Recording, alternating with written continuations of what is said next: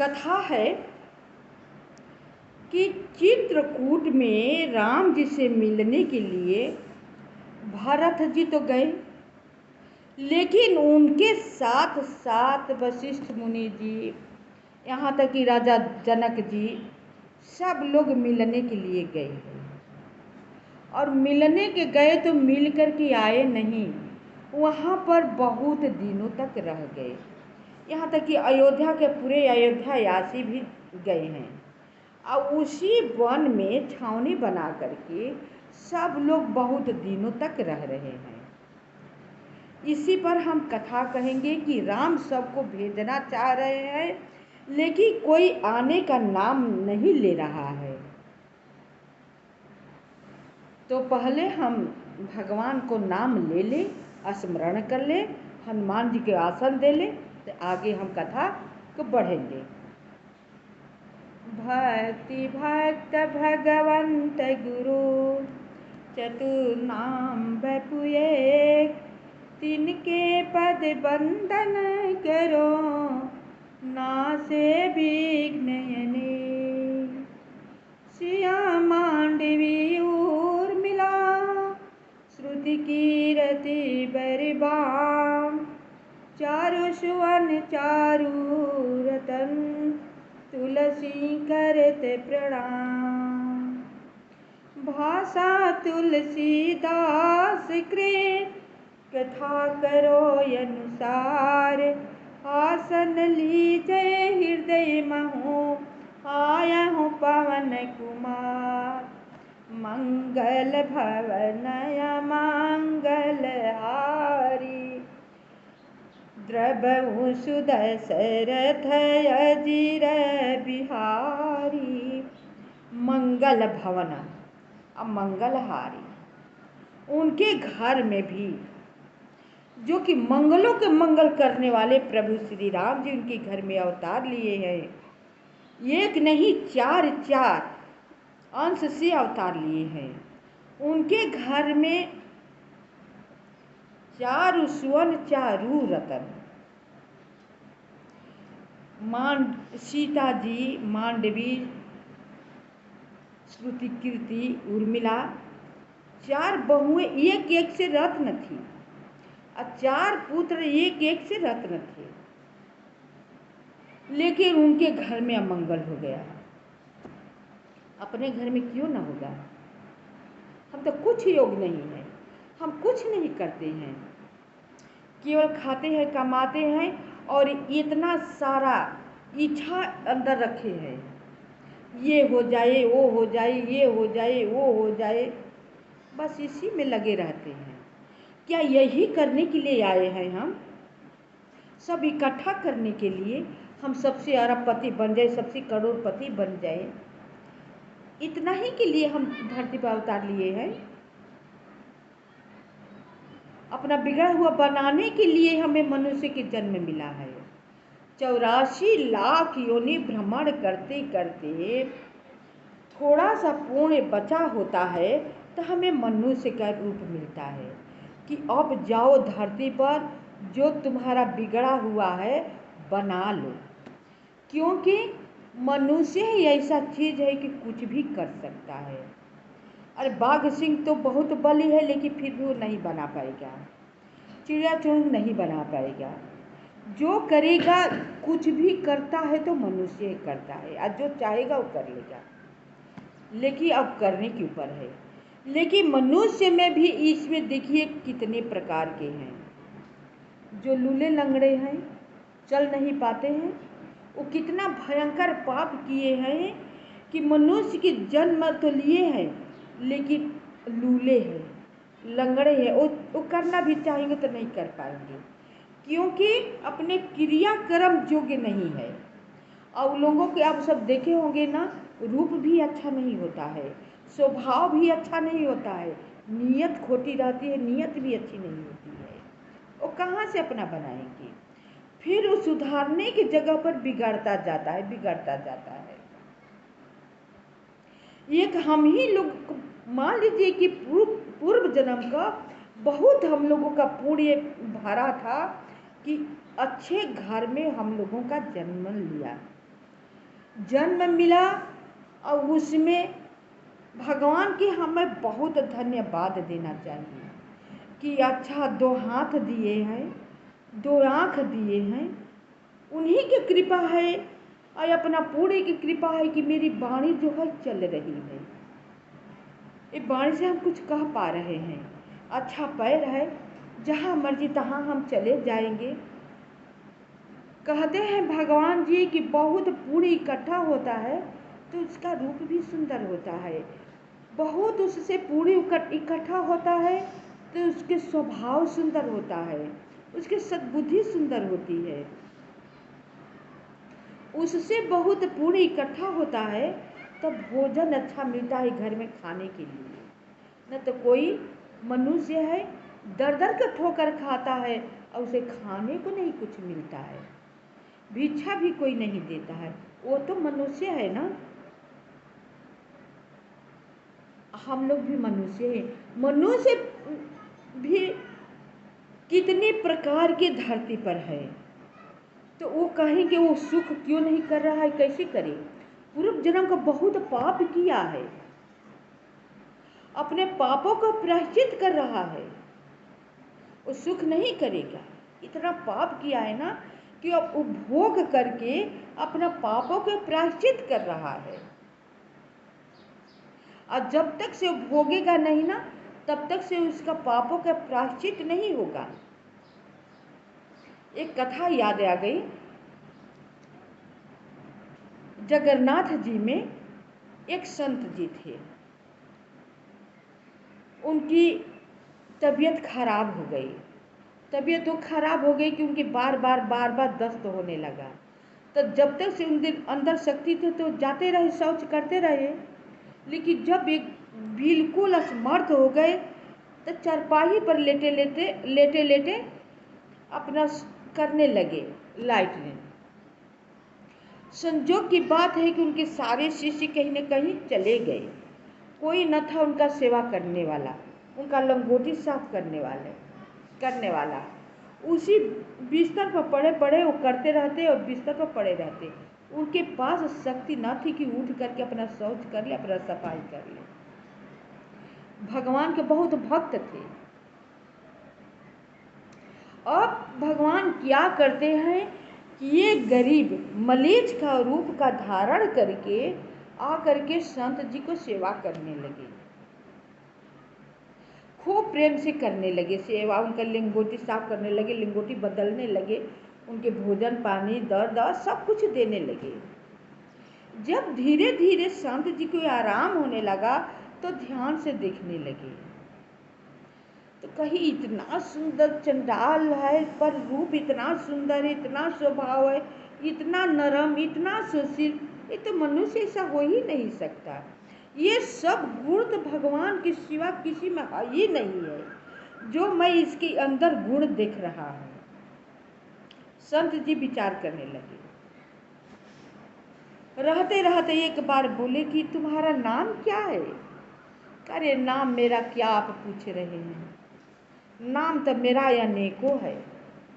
अरे फिर भी तक कोई हरि ओम कहता है, कोई भगवान कहता है, कोई जगन्नाथ कहता है, जिसको जो मर्जी सो कहता है, मैं उसी नाम से मैं खुश रहता हूँ। कहते आपको इतना नाम है? तो हाँ, कहीं इतना नाम तो भगवान के सिवा किसी को नहीं हो सकता। संत जी रहते रहते सोचने लगे कि वो ना वो कहीं ये जगन्नाथ ही जो तो नहीं ना है, अपना रूप बदलकर मेरा सेवा कर रहे हैं। जब सेवा करने लगे उनका हाथ पकड़ लिए संत जी, बोले कि हे प्रभु, जो है सो आप मुझे अपनी असली परिचय बताइए, क्योंकि मेरे अंदर उथल पुथल हो रहा है कि आप क्या है। आप जो मैं सोच रहा हूँ कहीं वही तो आप नहीं है। तो धीरे से उन्होंने मुस्कुरा कर बताया, हाँ मैं वही हूँ जो आप सोच रहे हैं। तो अब संत जी रोने लगे कि हे प्रभु, मैं आपको हमेशा सेवा किया करता था, आप इतना गंदा मेरा सेवा करने लगे, इतना मेरा लंगोटी साफ करे, ये सब कर रहे हैं, मुझे नरक में डाल रहे हैं, ये सब मैं कहाँ भरपाई करूँगा? बोले कि नहीं, ये मेरा धर्म है, मेरा तुम भक्त हो, मेरा सेवा किए हो, ठीक हो, जब असमर्थ हो गए हो तो अपने भक्त की सेवा करना मेरा फर्ज है, मैं सेवा तुम्हारा करूँगा। कि नहीं प्रभु, ये अच्छी बात नहीं है, जब इतना ही आपका दया है तो आपके बस में तो वो चीज़ है जो चाहे सो आप कर सकते हैं। बोले कि हाँ मैं कर सकता हूँ। तो आप जो सेवा मेरा ये गंदा साफ कर रहे हैं, तो इसके बदले में मुझे आप अच्छा क्यों न कर दिए, मुझे ठीक कर दिए होते तो आपको ये करना नहीं पड़ता और मुझे पाप भी नहीं लगता। कहे जगन्नाथ जी कि ठीक है, मैं ठीक कर देता, सही कह रहे हो, मेरे बस में है, मैं ठीक कर देता, लेकिन जो तुम्हारे पूर्व जन्म का कर्म है, संस्कार है, ये भोगने का जो पाप थोड़ा सा रह गया था, इसी रूप में तुम भोगोगे तभी पापों का प्रायश्चित होगा। बिना भोगे तुम्हारा पापों का प्रायश्चित नहीं हो सकता। यदि हम तुम्हें ठीक कर देते ना, तो फिर तुम्हें जन्म लेते ना किसी चीज़ में कहीं पर, तो ये रोग तुम्हारा, ये कर्म जो है पीछा नहीं छोड़ता, ये तुम्हारा पीछे पीछे तुम्हारे साथ रहता और तुम्हें फिर उसी जन्म में भुगाता और तुम भोगते। तो मैं अपने भक्त को नहीं चाहता हूँ कि बार बार जन्म ले और बार बार ये चक्रव्यूह में फंस करके भोगा करे। इसलिए तुम्हें भोगना जरूरी है, क्योंकि भोगोगे नहीं तब तक से पापों के प्रायश्चित नहीं होगा। तो मैं तुम्हारा सेवा करने के लिए आ गया। संत जी का जबान बंद हो गया कि हे भगवान, हे प्रभु, आपका लीला आप ही जाने, और जो आप ये कर रहे हैं इसका हम कर्म कितना जन्म लेकर भरपाई करेंगे। कहे नहीं, ये मेरा धर्म है, तुम्हें पाप नहीं होगा, तुम इतना मेरा सेवा किए हो ना, उसका मैं ऋणी हूँ, तो हम अपना ऋण तुम्हें कैसे उतारेंगे? तो तुम पर पड़ा है तो तुम्हारी सेवा करके हम भी ऋण से उत्तीर्ण हो जाएंगे। देखिए प्रभु श्री राम जी कैसे कर रहे हैं। ये बात, ये कथा सुन करके आप सबको बहुत ज्ञान होगा। अगर गंभीरता से सोचेंगे, पूरी कथा को सुनेंगे, तो आप सबको अवश्य ज्ञान होगा कि मनुष्य अपने पापों का कर्म, अपने कर्मों का भोग जब तक से भोगेगा नहीं तब तक से उसका प्रायश्चित नहीं हो सकता। कहते हैं ना, बहुत लोगों के मुख से हमने कहते हुए सुना है कि उन्होंने इतना पाप किया फिर भी वो बहुत सुखी है। आज देखने में सुखी है, कल सुखी नहीं रहेगा। तो इसलिए अधिक से अधिक हमें पाप से बचना चाहिए। बड़े भाग्य मानुष तन पावा, बहुत भाग्य से मनुष्य के रूप मिला है, उसमें बहुत पुण्य हुआ है, ये पुण्य है। अच्छा घर में, अच्छा कुल खानदान में, ओहोले उत्तम बहुत अधिक हमने पुण्य किया है, बहुत पुण्य किया है, तो ब्राह्मण के घर में जन्म मिला।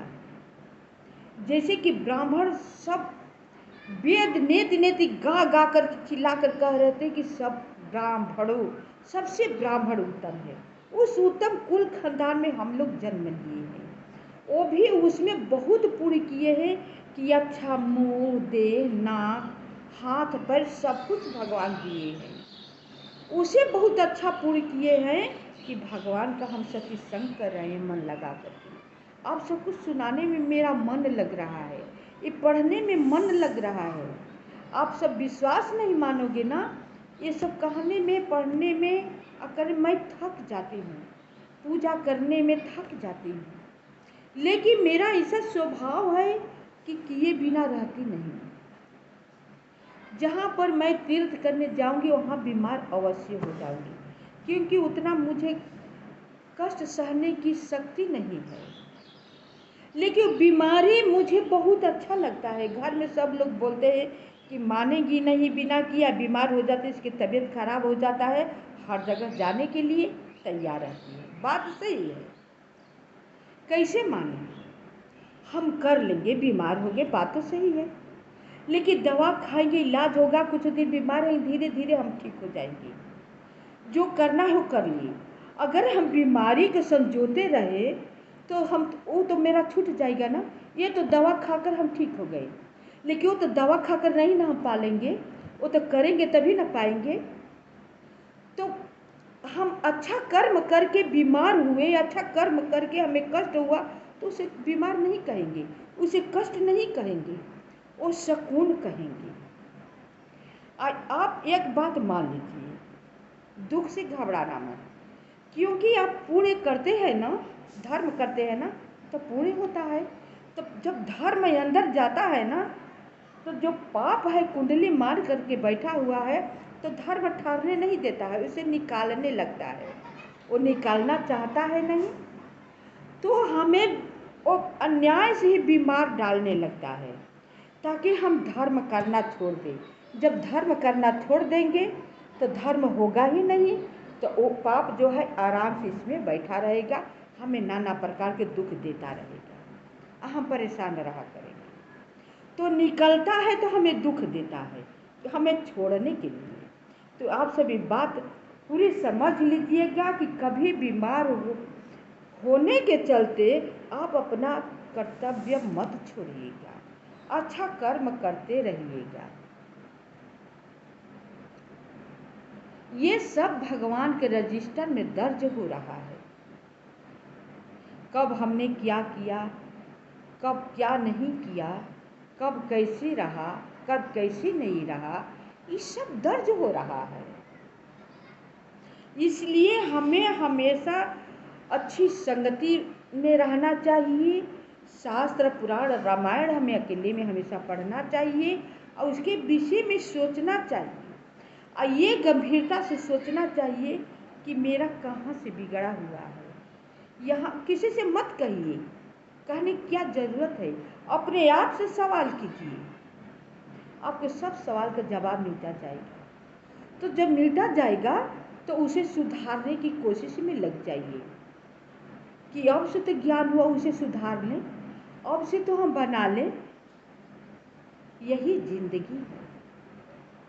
तब राम, जब आप एकदम राम पर आश्रित हो जाएंगे तो राम आपको कहते हैं ना कि जो मेरा भक्त मेरे पर आश्रित हो जाता है ना, तो जैसे माँ कहीं पर रहकर अपना काम करती है अपने बालों को सुला करके, लेकिन काम करते हुए उसको ध्यान अपने बालक पर आता है, उसी तरह मैं अपने भक्त पर हमेशा एक छोटे बालक की तरह हमेशा ध्यान रखा करता हूँ, कहीं उसे गिरने नहीं देता हूँ, गिरते गिरते उसे मैं बचाने की कोशिश करता हूँ या बचा भी लेता हूँ।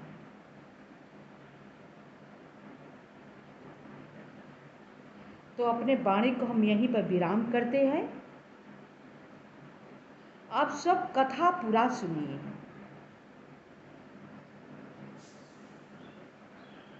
कथा पुराण कहीं खराब नहीं होता है, मेरा सोच अंदर का खराब होता है।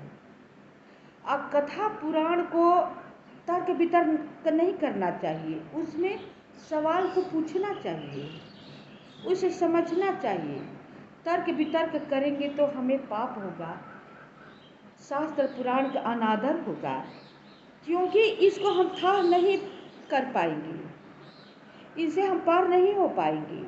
जितना इसमें जा चलेंगे ना, उतना ही अथाह समुद्र है, हम डूबते जाएंगे। ज्ञान अथाह समुद्र है, हम डूबते जाएंगे, इसको था नहीं पाएंगे। किसी पुराण में कुछ लिखा है, किसी पुराण में कुछ लिखा है, किसी रामायण में कुछ लिखा है, किसी कांड में कुछ लिखा है, किसी में कुछ लिखा है, हम क्या चीज़ के बतरस करेंगे? बतरस तर्क वितर्क करने की जगह पर यही सोचेंगे कि हम सुधर जाए अपने आप को, और दूसरा को सुधारने से हम अपने आप को पहले सुधार लें। इसी में मेरी भलाई है। हम अपनी कथा को यहीं पर विराम करते हैं। आप सब सुनकर कमेंट में लिखिएगा कि कथा आप सबको कैसा लगा। तो जैसा आप सब कहेंगे उसी के अनुसार हम जवाब देंगे, और उसी के अनुसार हम कथा सुनाएंगे, पुराण भी सुनाएंगे, श्रीमद् भागवत सुनाएंगे, वराह पुराण भी हम पढ़ते हैं, सुनाएंगे आप सबको। तो श्री राधे राधे। एक बार प्रेम से बोलो श्री रामचंद्र की जय।